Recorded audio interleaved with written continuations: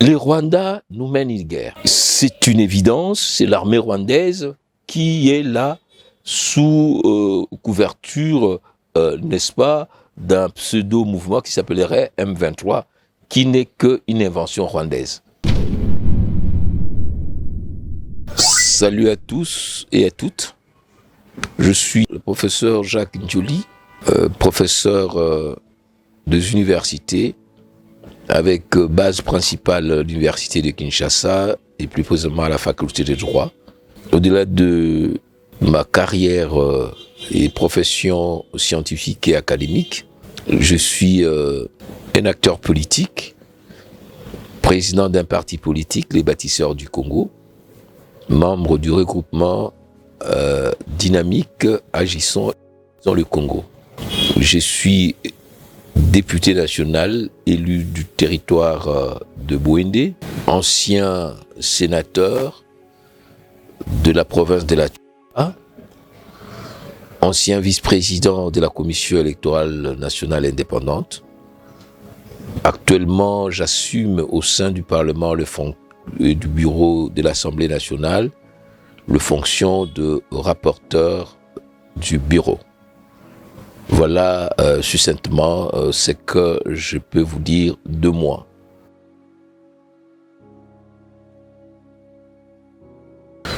Au sein de l'Assemblée nationale, au terme du règlement intérieur de l'Assemblée, le rapporteur est le membre du bureau qui s'occupe de l'organisation technique de travaux des séances et des commissions. Je suis donc le maître des cérémonies, l'organisateur de travaux parlementaires, c'est-à-dire je m'occupe de la présence de députés, je m'occupe de l'appel, je supervise les séances plénières, je les convoque, je forme les députés de l'ordre du jour, je m'occupe de la rédaction de procès-verbaux, de comptes rendus analytiques, des annales parlementaires. En d'autres termes, si nous prenons l'organisation du Parlement, je suis aussi le porte-parole de l'Assemblée nationale, de la communication institutionnelle. En approfondissant la question, je contrôle plusieurs directions de l'Assemblée, la direction de séance, donc tout ce qui est la conduite et les pilotages de plénière. Je supervise la direction de commission, tout ce qu'on appelle service du greffe et des métiers.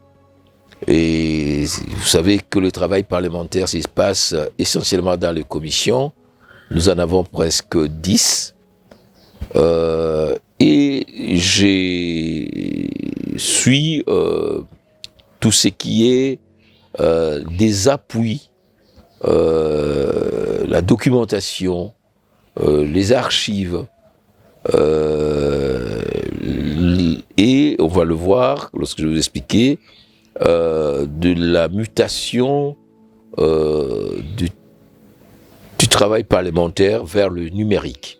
Donc, j'ai la charge immense d'être au cœur du travail du bureau, mais aussi au cœur du travail de plénière, de commission. Donc, je suis le maître des travaux parlementaires.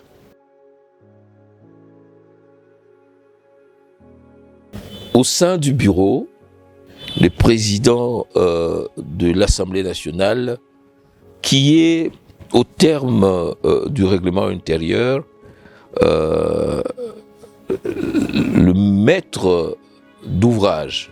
Moi, je suis dans la mise en œuvre. Mais si vous voyez le pouvoir dont disposent les présidents de l'Assemblée nationale. Les textes parlent pratiquement de 30 points ou dispositions. C'est lui qui veille au bon fonctionnement de l'Assemblée.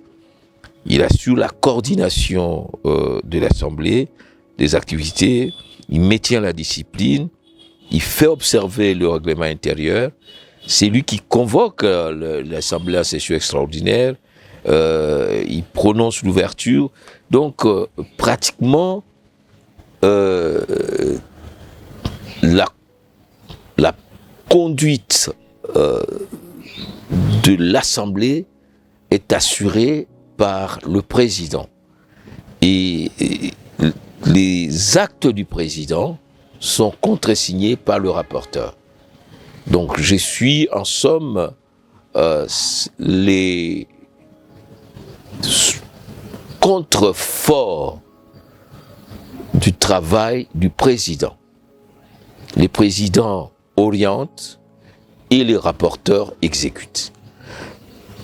Et lorsqu'on voit les fonctions parlementaires, le président peut être assisté, lorsqu'il y a empêchement ou autre, par le premier vice-président. Et celui-ci a un domaine particulier, les relations extérieures parlementaires. Le deuxième vice-président, lui, il s'occupe du contrôle parlementaire, alors que la production législative est de la compétence du premier vice-président. Mais toutes ces compétences, même celle du questeur qui s'occupe des finances, du budget de l'Assemblée, ou du rapporteur que je suis, on m'occupe de l'organisation technique, ou du rapporteur adjoint qui s'occupe essentiellement de l'appui au rapporteur, mais en même temps, elle s'occupe de la compilation, de l'exploitation de rapports de vacances parlementaires, ou du questeur adjoint qui, elle, va s'occuper du patrimoine et des infrastructures et des acquisitions de l'Assemblée. Donc le bureau, comme dit le règlement, est un organe de décision collégiale qui, bien sûr, conduit ses bureaux par le président de l'Assemblée nationale.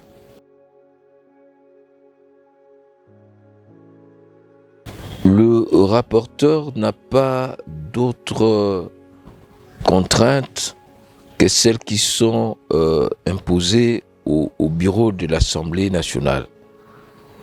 Et l'Assemblée nationale fonctionne donc, comme on dit sur le plan institutionnel, dans une architecture du pouvoir, les trois pouvoirs classiques, à savoir le pouvoir exécutif partagé entre le président et le Premier ministre, le pouvoir législatif que nous partageons avec les Sénats, et les pouvoirs judiciaires assurés par les conseils supérieurs de magistrature ainsi que les cours et tribunaux.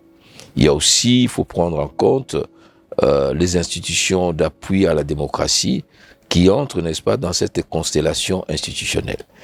Et le rapporteur, en cohérence avec le membre du bureau, parce que le bureau travaille suivant les principes de l'unité du commandement, mais sous la coordination du président, doit aider le président et l'ensemble du bureau dans le pilotage et la gestion du pouvoir législatif pris dans l'échelle particulière de l'Assemblée nationale.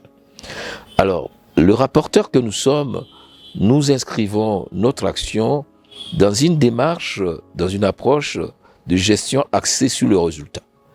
Et pour asseoir cette gestion axée sur le résultat, il était important que nous fixions d'abord un plan stratégique qui fixe les axes d'intervention du Parlement. En analysant les travaux précédents de l'Assemblée nationale, il nous paraissait important de rationaliser ce travail.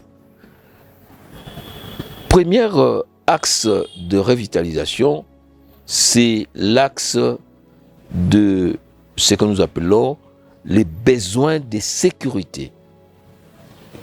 Il est important que nous puissions, en tant qu'institution, aider l'État à assurer la sécurité de notre territoire et de notre population.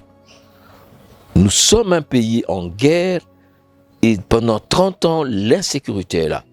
Nous devons nous doter des outils, notamment l'outil de défense, de sécurité, qui répond, n'est-ce pas, aux enjeux de notre espace.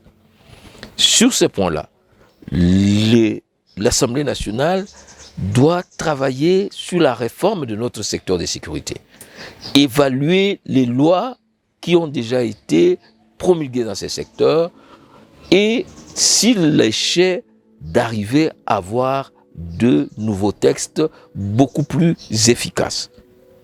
Nous devons avoir une armée performante, une armée formée des jeunes gens qui sont recrutés et formés, entraînés, équipés, motivés pour assurer la protection de 9000 km² qui constituent nos frontières, y compris deux autres frontières, à savoir la frontière aérienne avec une force aérienne forte et une force navale efficace. Deuxième axe de notre intervention, c'est accompagner, si pas impulser, la réforme ou des réformes structurelles de l'État pour répondre en termes de gouvernance politico-administrative aux défis de l'heure. Les chefs de l'État parlaient de la nécessité d'une commission interdisciplinaire pour la réforme ou la relecture de notre Constitution. Le Parlement doit accompagner cet effort, aussi bien dans l'architecture des institutions que dans leur contenu. Le pouvoir judiciaire, l'architecture de décentralisation, le temps extrêmement long des dispositions logoréiques qui ne permettent pas au président et à la nation de disposer des outils de gestion dans le temps. Comment pouvez-vous imaginer que jusqu'aujourd'hui, au mois d'août, on est encore dans un bureau provisoire de l'Assemblée du Sénat? Il y a encore des provinces qui n'ont pas de gouvernement, alors que nous avons eu des élections depuis 2023. Nous sommes en train d'arriver en 2025 et l'État est toujours dans une approche inachevée. Troisième zone d'intervention, c'est la maîtrise de nos ressources naturelles pour assurer la prospérité de notre peuple. Nous ne pouvons pas accepter d'être un pays massivement riche avec une population extrêmement pauvre. Le Parlement doit mener des contrôles. Le Parlement doit revoir de lois, évaluer chaque année le code minier, son application, les mesures d'application, quels sont les minéraux stratégiques qui ont été retenus, comment est-ce qu'il y a rapatriement des devises. Tout cela, le Parlement doit s'assumer. Quatrième axe, c'est les infrastructures. On ne peut pas continuer à être un pays espace et ne pas savoir quel est l'état de nos infrastructures structurantes. Le port en eau profonde, le chemin de fer, les routes, le pont, les aéroports. Il faut que nous puissions maîtriser l'espace pour que ces infrastructures structurantes permettent aux investissements de venir. Et enfin, il y a les secteurs sociaux. Le président de la République a lancé un programme ambitieux, PEDEL 145 territoires, gratuité de l'enseignement, couverture médicale universelle. Mais tous ces programmes doivent être contrôlés, évalués par le Parlement qui dispose de commissions thématiques et même une commission transversale qui s'appelle commission évaluation législative et des politiques publiques.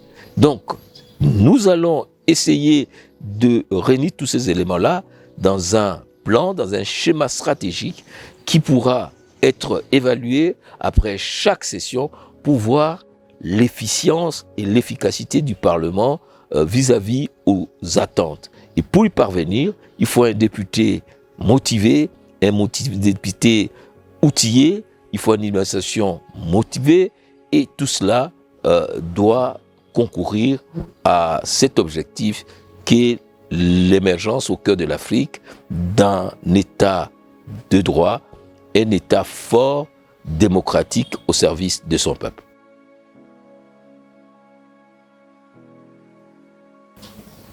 Le Rwanda nous mène une guerre. C'est une évidence, c'est l'armée rwandaise qui est là sous couverture, n'est-ce pas, d'un pseudo-mouvement qui s'appellerait M23, qui n'est qu'une invention rwandaise. Le rôle du Parlement, c'est de donner d'abord des moyens de défense pour bouter hors d'état de nuire ces bandits et le Rwanda, y compris même l'Ouganda à certains égards. Deuxièmement, sur le plan diplomatique, nous devons accompagner le président de la République et les gouvernements pour faire entendre la voix de la République démocratique du Congo. Vous avez suivi dernièrement, nous étions au Canada, et depuis lors, y compris au niveau des Nations Unies, c'est clair que c'est l'armée rwandaise qui est là avec ses matériels ultra sophistiqués, à qui, auprès de certaines puissances, y compris le moyen que lui donnent les Nations Unies pour aider l'armée rwandaise au Rwanda, en Centrafrique, Mozambique, au Soudan du Sud. Et lorsque ces hommes et ces moyens reviennent au Rwanda, ils trouvent qu'il faut venir déstabiliser la RDC. Donc, ce travail de diplomatie globale doit être soutenu par la diplomatie parlementaire.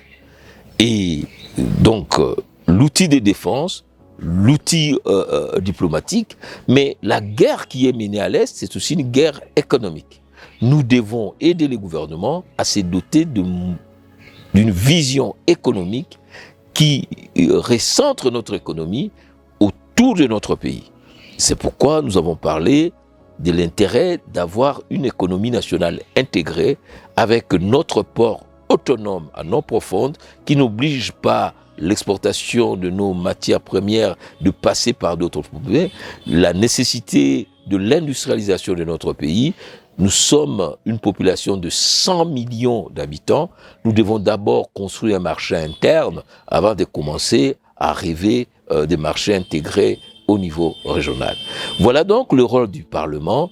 Le Parlement, dans un régime semi-parlementaire, est l'autre poumon de transformation du pays. Et ça, avec le président Vital Kamerhe et les autres membres du bureau, nous sommes déterminés, avec tous les députés, à assumer notre rôle sur ce point. Et nous sommes heureux que nous avons des députés aujourd'hui à la fois jeunes, mais il y a aussi des députés à la fois mûrs pour mener à bien cette tâche qui est d'une législature 5 ans, mais qui sera séquencée et qui sera rationalisée, si pas optimisée en termes de résultats attendus.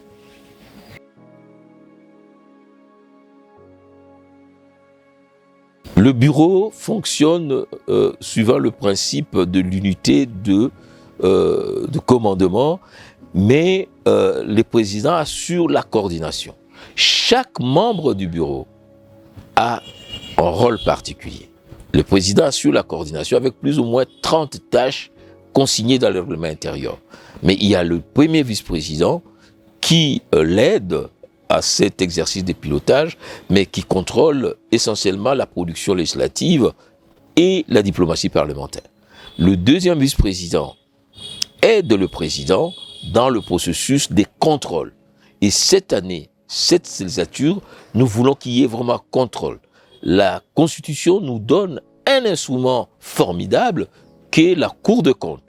Nous avons des moyens d'information, les questions orales, les questions écrites, les questions d'actualité, mais nous avons aussi la possibilité de mettre en place des commissions d'enquête avec des pouvoirs parfois judiciaires, en collaboration avec le parquet. Nous avons les auditions qui peuvent être faites, les interpellations. Nous avons la possibilité de sanctionner le membre du gouvernement et du chef d'entreprise avec des motions des défiances et des censures. Donc la Constitution nous donne de moyens suffisants pour être non pas un Parlement qui servirait de caisse d'enregistrement, mais un Parlement qui donne les tempos dans la conduite rationnelle d'un État. Et nous avons alors le rapporteur, je m'occupe de l'organisation technique de toutes ces missions, et les appuis sont assurés par les questeurs adjoints, les questeurs qui est aujourd'hui une dame, une brave dame, la questeur Madame Polypoly, qui est à la recherche des moyens budgétaires et financiers, et la questeur adjoint, c'est aussi une dame qui s'occupe du patrimoine et des moyens matériels.